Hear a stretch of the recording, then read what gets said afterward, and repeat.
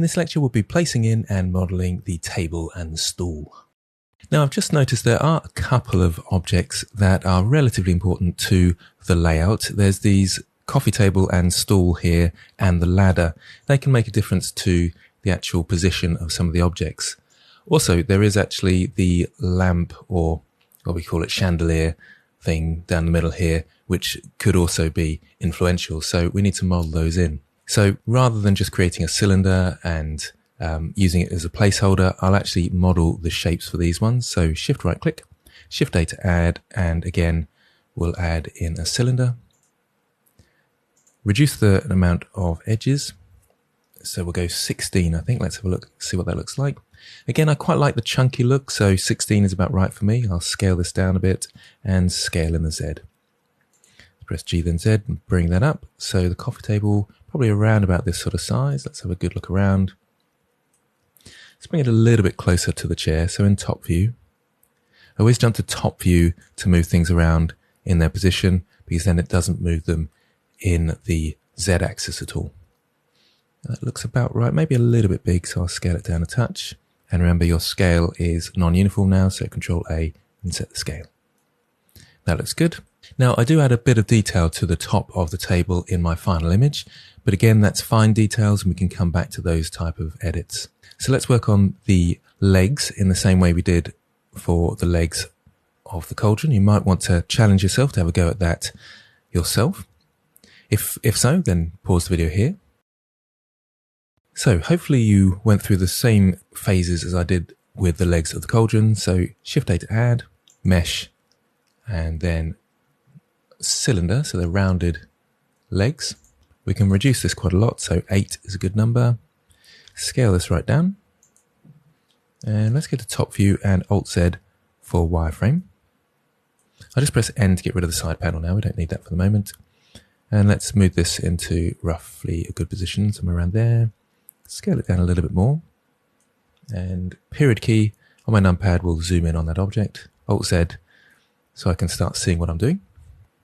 And let's bring this up a bit, G then Z.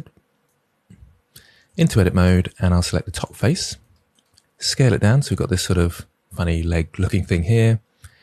And let's go to front view. Tricky to see, so what I'm going to do is into object mode and select both the table and the leg, and then isolation mode with /. So you can put two objects into isolation mode, which can be really helpful if you're trying to model just that set of objects. So go to front view. Let's sort out this a little bit further. Into edit mode and start editing the shape a little bit more. So bottom face, G to grab in the X, move that out. And I think it all needs to be scaled down a bit. So I'll select all and scale Shift Z. It does sort of squish it inwards a little bit, but I can select the bottom face and pull that back out again. So G then X. And we've got this sort of shape here. Let's have a good look around and see if that's working. I'm going to undo those steps actually. That sort of chunky size I quite like. I just need to move the top face up a little bit. G then Z. And perhaps across in the X a little bit. So we're round about here. I'll just make sure we're lining up from the side. So G then Y. Oop. Back into object mode, G then Y. So about there looks good. Okay, and back out of isolation mode and see how that's looking. It's looking okay. It needs to be a little bit taller. So I can just select this bottom face here in edit mode, if I can grab that. And G then Z to move that down. So it's definitely sitting on the floor like so. That looks good. I might add a little bit of variation to it. So Control R to do a loop cut and just bring that in really slightly. So there's a little bit of wobble to it. Higgledy-piggledy wobble. I like. Okay, that's looking good for a leg, a table leg. So let's go to top view, Alt Z to go to wireframe and into object mode. And again, I want my pivot point to be in the center of the table. So let's choose the table, Shift S, cursor to selected. Choose my 3D cursor as the pivot point. So that's the period key across the 3D cursor. And with the leg selected now, I can press Alt D to make sure it's a linked duplicate, so any changes I make will update on the new one. So Alt-D, R, Z, and what is it again? It's 120, I decided in the end. And then press Enter, and then Shift-R to repeat that. That time I did it a little bit cleaner than the last time, so I'm pleased with myself for that. And remembered that 120 is divisible by 360 3 times. Okay, Alt-Z, and see what we got. That's looking nice for a coffee table. I think that works well. So if you haven't already completed that, then make sure you completed the table yourself.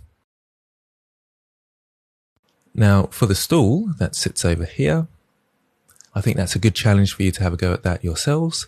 So once again, pause the video, create the stool that goes in the background just here. In fact, I'll bring my reference down. You can see it's next to my telescope. Do you know, I've forgotten to put the telescope in as well, so I need to put that in as another item. Amazing how many things I'm forgetting. So pause the video and have a go at creating the stool. Okay, now the more astute of you might have thought that we can just copy these objects here and take them over. It makes a lot of sense to do that. So Shift D, because I'm going to have to edit them, and bring that over to somewhere around here for the moment. And we'll just, let's see how it looks. And I just press S. Oh, let's go to bounding box center first. S, then Shift Z, and see how it will look as a stool. It's not too bad, actually. It's quite a fun looking stool there. So I might leave that as it is, but let's do a tiny bit of editing. With this one selected, it's no longer a linked duplicate. So these, because we press Shift D to duplicate them, I didn't want them to be linked to these ones and for it to be affecting the old ones. So let's select these two and then select this one. Well, it doesn't matter which one's last because they're all the same, but this is the one I'm going to edit, let's pretend. And we can link them together. So Control L, the command we use for link transfer data, and that is under object, I believe. Yes, link transfer data there. And we actually link object data just here. So that now means that they are linked duplicates. If I go into edit mode for this one, and let's say move this, you can see they're all moving. I'm going to create 2 loop cuts here with the bevel command. So Control B will bevel that edge and create 2 out of them. That way I can just edit the shape slightly, make them a bit more wobbly. I think that's quite fun. Because they're slightly longer, we can do a little bit more with the wobbliness. I know these very technical terms that I'm using, such as wobbliness. So with the top here, I'll just scale that down a touch. And I think that looks like quite a nice stool. I might have to play with the size a little bit because I haven't put my telescope in, but we'll leave that there for the time being. Okay, so if you haven't already, then do catch up and create the stool. And hopefully now you've got those 2 extra objects in position. Do make sure you've saved your work, ready for next time.